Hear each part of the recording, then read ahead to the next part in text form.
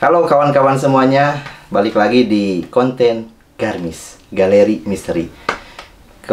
Seperti biasa, kita akan ngomongin tentang pengalaman horor yang dialami oleh beberapa narasumber yang kita undang. Kebetulan kita kedatangan tamu, si Teteh cantik. Dia kawan saya sejak lama, waktu sekantor lah dulu ya. Belum kuliah. Oh, masih kuliah. Ibu Elva. Ibu Elva. Jadi Elva ini kemarin sempat DM-an ya sama saya dulu, pernah mengalami kejadian-kejadian yang sungguh misterius. Dia tuh sering diganggu oleh Ibu Kun. Tapi sebelum kita ngobrol bareng Elva, jangan lupa di konten Galeri Garut ini di segmen Garmis, like, subscribe, dan jangan lupa di share kepada teman-teman biar saya semakin semangat nih bikin konten. Ini episode kedua. Elva, gimana Elva? Cerita awal Elva pas kita DM-an bahwa Elva tuh pernah mengalami kejadian-kejadian yang sungguh misterius, yang benar-benar horor, ditemani oleh sosok makhluk wanita mungkin ya. Sosok makhluk wanita itu kejadiannya ketika Elva. Kejadiannya masih agak lama, udah lama ya, pas zaman SD, kelas 6 SD sampai dengan kelas 2 SMP kayak gitu. Jadi lumayan lama juga ya, selama 2 tahun. Sebenarnya ini mungkin bagi orang lain biasa aja ceritanya. Cuman kalau buat saya pribadi kayaknya momen yang memang aku nggak bisa lupa sampai sekarang. Karena momen itu yang memang benar-benar real dialami saya sendiri, saya lihat, saya rasakan, dan memang gak bakal bisa lupa intinya. Karena memang hampir setiap hari, kayaknya saking tiap hari kita ngerasain hal itu, si ibu ini itu saya sebut teteh, saking karena emang setiap hari kita selalu ada, bukan komunikasi. Kalau komunikasi mungkin beda cara. Jadi aku nyebut dia teteh saking tiap hari itu, ada gitu. Itu awalnya gimana sih Pak ketika bisa berinteraksi dengan si teteh ini ya, kita sebut, awalnya bisa sampai diganggu, terus juga katakanlah diajak main kayak gitu? Awalnya sih yang nggak tahu sih, karena memang pertamanya itu jadi di deket rumah saya itu, kalau sekarang udah nggak ada ya. Jadi ada pohon 2, jadi pohon kembar disebutnya, yang satunya lagi saking lebatnya, jadi itu kayak kalau siang hari itu adem, kita kalau misalnya diam di sana itu adem, tapi kalau malam sangat kayaknya ngeri banget ya, karena memang daun-daunnya yang memang kalau Sundanya tuh gomplok lah kayak gitu ya. Nah di situ itu aku nggak tahu ya, karena kalau setiap malam hari kalau aku ngelewat pasti ngerasa kayak ada yang beda dengan pohon-pohon yang lain. Nah dan kemudian kalau misalnya setiap malam pasti ada yang beraktivitas di pohon kayak gitu. Itu maaf, kalau itu pohonnya pohon apa? Kalau kata orang sih tangkal petei, cuman pohon petei. Cuman emang nggak ada buahnya, cuman pohonnya aja gitu. Tapi emang lumayan agak besar kayak gitu. Jadi sekarang pohonnya tinggal 1. Emang karena memang udah ditumbang sama warga, karena memang mungkin warga juga udah merasakan ada aktivitas di pohon itu, sehingganya ya udah daripada mengganggu dan akhirnya ditebang. Nah gitu. Sebelum pohon itu ditebang, itu kisahnya seperti apa itu Elva mengalaminya? Mungkin kan bertahun-tahun tuh, dari SMP, dari SD ya? Dari SD sampai SMP kelas 2. Wah, lama banget. Itu gimana ceritanya? Awalnya? Kalau awalnya yang benar-benar Elva ingat aja. Jadi kalau yang benar-benar ingat yang masih terngiang-ngiang suaranya ya. Jadi kalau misalkan setiap malam Jumat ataupun malam Selasa itu pasti selalu menyerupai teteh-teteh yang lagi ketawa-ketawa. Khas banget suara teteh Kunti kayak gitu ya. Tapi itu dia itu nggak selalu ketawa. Jadi gimana? Aku juga nggak ngerti ya.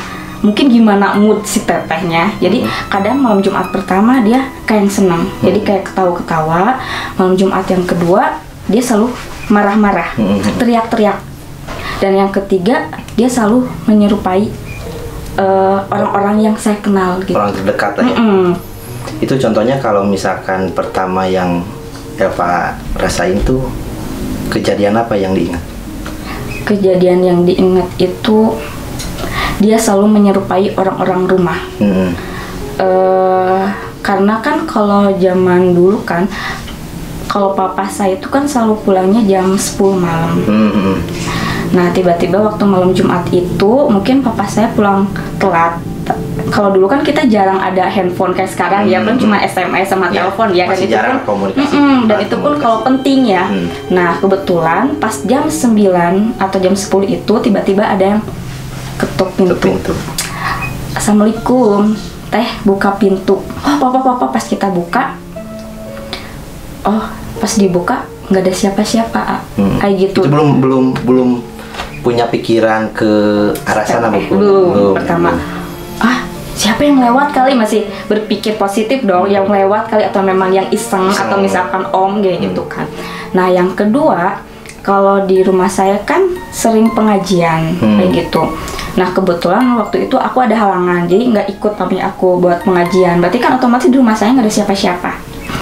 Nah pada saat itu saya lagi tiduran, lagi nonton TV. Waktunya memang malam Jumat juga. Tiba-tiba ada yang datang masuk ke rumah langsung. Aku pikir paling orang rumah ya gitu, karena terus dia nanya, karena saya kan kalau di rumah disebutnya teteh lagi apa, kalau misalnya Sundanya dengan khasnya itu teteh nuju naon bari, sampai ke telinga anjir. Dari itu pas dia nggak ada siapa-siapa. Nah di situ masih positif dan yang paling sering itu yang ngeganggu itu sampai dia ngajak main. Itu ngajak mainnya seperti apa? Jadi kan kalau dulu saya sering ngaji subuh ya ayah, ngaji subuh. Nah ngaji subuh ke masjid jam 4 subuh. Nah kalau misalkan jam 4 subuh waktu itu aku sama saudara saya janjian, karena kan memang rumah saya tuh deket pohon itu. Dan janjian di situ, teh kalau misalkan besok mau ngaji subuh langsung ya samperin kayak gitu kan, kejanjian lah sama teman-teman ngaji waktu itu kan, waktu kelas 1 SMP. Oh oke, sip gitu kan. Nah pas itu kejadian aku nggak lihat jam ya ayah. Nah tiba-tiba ada yang nyamper, Elva nggak lihat jam, tiba-tiba langsung bangun, langsung sholat dulu karena mau ngaji.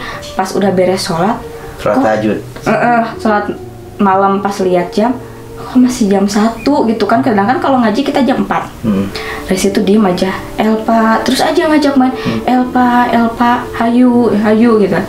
Langsung diem, pas saking kesel sama aku dibuka pintunya. Tapi emang gak ada siapa-siapa. Pas dibuka pintu nggak ada siapa-siapa, otomatis kan disitu saking keselnya aku tuh marah-marah. Siapa gitu kan berani jam segininya ke rumah gitu kan. Dari situ mami aku bangun, teh berdoa gitu, jangan sampai ikut.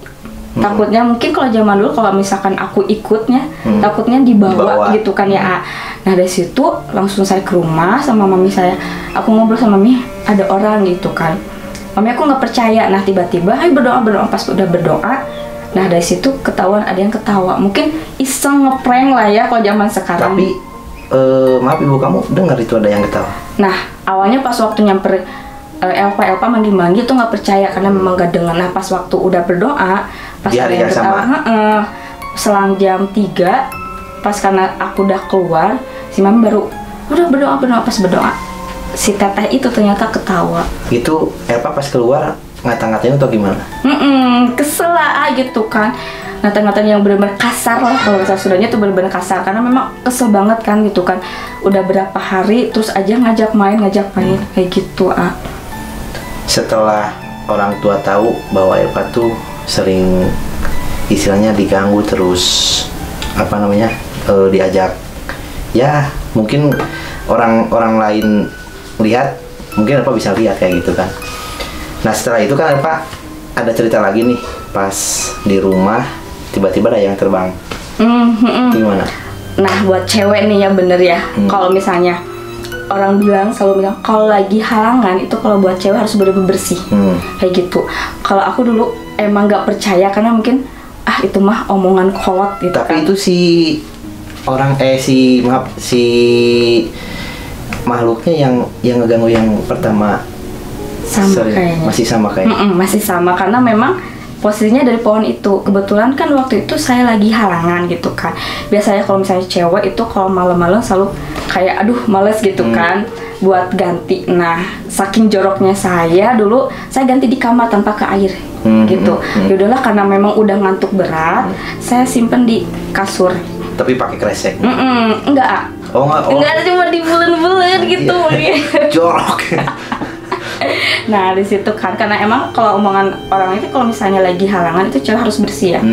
Kalau aku sih nggak percaya, udah simpen aja digulung-gulung, simpen di pinggir.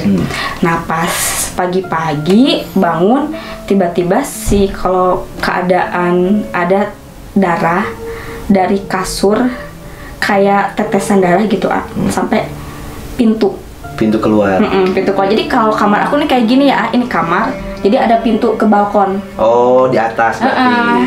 Nah, tiba-tiba tetangga saya pas besoknya, pas paginya, pertama masih, bener gitu omongan orang tua, kayak gitu kan. Tapi masih positif. Mungkin bukan gitu. Tapi sampai pas aku coba beresin, ini fix, ini bener-bener darah yang halangan itu. Nah, pas saya keluar mau beli bubur ceritanya, ada tetangga yang bilang, "Neng, basa wengi abah ninggal cenah aya istri ngapung di tangkal eta cenah ka kamar neng ngaganggu teu cenah." Astagfirullah, langsung merinding itu bener. Berarti fix. Terus cerita-cerita Elva yang benar-benar masih ingat bersama si teteh itu apalagi Pak? Kita ada interaksi Interaksi seperti apa itu? Jadi kalau nggak tahu ya orang lain percaya atau enggak, tapi itu benar-benar kita ada interaksi. Jadi setiap malam itu si teteh itu selalu kayak nangis, marah-marah, ketawa. Kalau misalnya momennya marah-marah, pasti ada suara anjing ya, terus ada ayam ciak-ciak kayak gitu kan. Kalau orang lain kan selalu bilang kalau misalnya ada suara ayam ciak-ciak berarti kan padahal apa nggak ada ayam. Nah itu suara anjing, suara ayam, anak ayam. Sampai si teteh itu marah-marah kayak kesel. Kayak kalau di film-film kayak bener-bener kesel gitu, nangis, teriak-teriak. Sampai-sampai aku ngomong kayak gini sambil berdoa. Ya Allah, teteh kunaon. Aku tuh sampai gitu sih ya, saking kenal. Saking deket gitu. Teh kunaon, ambek-ambekan wae. Tapi secara batin mungkin ya. Nah, berdoa dari situ si teteh itu langsung diem. Percaya nggak? Saking bener. Kalau misalkan dia lagi marah-marah, teteh kunaon, sambil berdoa, atosnya teh tong ambek-ambekan, abi di dieu ngadangu teteh bisi aya batur anu ngalangkung, ngadangu teteh bakal sieun. Nah dari situ selang berapa menit dia langsung diem. Terus itu Eva tahu nggak sedikit intermezzo kenapa bisa ada si teteh itu menunggu di salah satu pohon dekat rumah? Itu ceritanya seperti apa? Mungkin Eva bertanya-tanya nih pada keluarga atau misalkan tetangga yang udah berumur, yang udah tua pasti udah tahu ceritanya. Nah kalau dulu kan aku nggak terlalu banyak cerita ya, karena memang banyak yang nggak percaya. Kalau aku tuh memang sering diganggu atau enggak sering ada pernah interaksi sama si teteh itu, nggak ada yang percaya.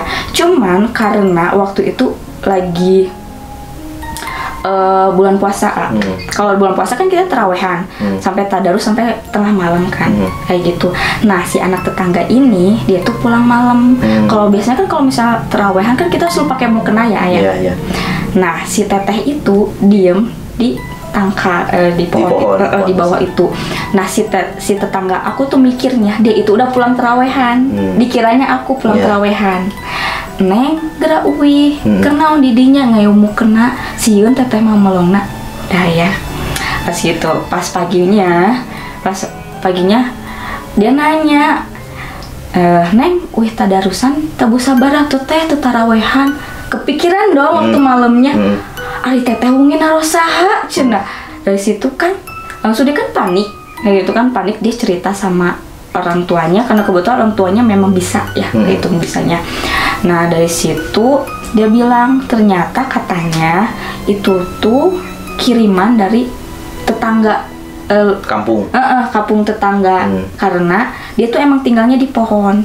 Nah karena di kampung tetangga itu selalu ngeganggu, si pohonnya sama gitu kan, dipangkas, dipindahin lah dengan syarat dia tuh pengen dipindahin gitu. Tapi di pohon lagi. Di pohon lagi. Pohon itu kosong ya. Isengnya gitu. Itu yang maaf potong. Itu pas tetangga yang lewat terus lihat ada si teteh itu diam di bawah pohon. Itu pas Elva udah kejadian bisa lihat atau sebelum? Udah. Nah dari situ tetangga lumayan agak percaya kayak gitu. Teh misalnya agak percayalah warga, ketambah lagi ternyata nggak cuma ngeganggu ke saya aja. Jadi kalau misalnya kalau ibu-ibu kan zaman dulu kalau misalnya ke pasar kan jam 2 ya, nyubuh. Nyubuh. Nah kebetulan ada yang lewat. Sering katanya sih kalau misalnya ada cewek yang lewat selalu nangis. Tapi kalau cowok yang lewat suka bersiul, disiulin. Oh si cowoknya. Tapi menyerupai tetap wanita. Iya, dia mah posisinya dia tetap di atas di pohon. Jadi kalau misalnya ada cowok yang lewat, pasti disiulin. Otomatis kan lihat ke atas. Yang kelihatan cuman kakinya aja. Gitu. Ini bayangkan rambutnya panjang, kakinya ngegantung. Karena ada satu lagi, kalau itu udah kayaknya udah jadi rahasia umum. Tapi masih di kampung Elva itu? Masih, cuman beda agak jauh dikit ya. Udah jadi rahasia umum ya warga. Setiap malam Jumat itu rutin banget ya. Selalu ada yang berkeliling. Berbentuk apa? Andong. Oh, delman mungkin. Padahal itu delman bukan delman beneran. Suara aja. Jadi itu kejadiannya papi aku yang lihat. Papi aku sama aku kan. Itu kejadiannya sama nggak sama pas si teteh? Beda, lebih duluan ini. Lebih legend yang ini kan dulu kita pulang dari Bandung.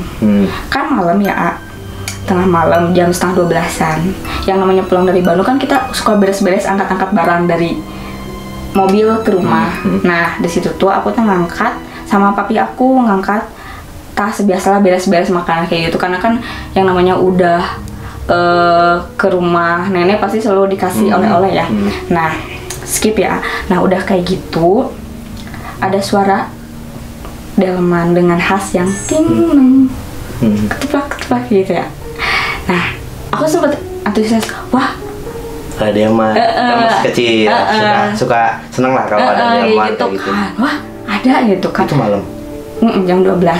Nah karena udah wah ada, pas aku lihat cari nggak ada. Di mana? Tapi suaranya di depan mata, tapi nggak ada. Tapi semuanya tuh denger nggak? Cuman aku sama papi aku yang denger. Cuman papi aku mungkin karena mikirnya itu mah lewat gitu, ada tuh di sebelah sana, cuman nggak kelihatan. Padahal dia udah tahu mungkin. Papi aku udah tahu. Nah tapi aku masih penasaran. Tiba-tiba lewat lagi. Nah pas itu dilewat, suaranya dilewat. Pas aku lihat, nah itu udah di rumah ya, jadi posisinya jadi selang 1 jam dari pas aku di luar. Ada lagi, karena aku mikir kalau zaman dulu kan masih jarang ojek kayak gitu ya. Jadi rata-rata kalau orang yang pergi keluar kota pasti menggunakan delman ya, kalau ke kampung-kampung kayak gitu. Wah masih ada kan, wah saking penasaran itu bener delman atau apa gitu. Penasaran, pas aku lihat tanpa kusir. Jadi si kudanya sama delmannya, si delmannya itu jadi jalan sendiri gitu tanpa kusir, nggak ada orang. Itu dilihat dari rumah dengan posisi kayak delman zaman dulu ya? masih pakai dua si kudanya. Kalau sekarang kan delmannya cuma 1 ya. Kalau itu terus bener-bener 2 juga masih kayu ya? Kayu terus pakai emas warna putih. Jadi itu sering banget itu lewat. Sering. Cuman kalau itu nggak terlalu lama, karena pas tahu dari informasi, karena memang udah mengganggu sama orang sekitar, akhirnya ada sesuatu lah ya yang tempat berasal si kuda itu, si delman itu katanya sih udah dipindahin gitu, atau nggak tahu lah, pokoknya pas udah dipindahin, udah sama orang yang bisa ya, di situ udah nggak ada lagi, digantilah sama si teteh. Kawan-kawan semuanya, cukup sekian untuk cerita di Garmis Galeri Misteri bersama Ibu Elva. Ibu Mbak Elva tuh ya, biar lebih friendly ya. Teteh, tapi lain teteh. Kalau teteh itu mungkin diundang boleh. Amit-amit, jangan deh. Oke. Jangan lupa buat teman-teman yang sudah nonton segmen di Garmis, di subscribe dan like. Jangan lupa di share buat ke teman-teman di sosial media kalian. Sampai jumpa, bye.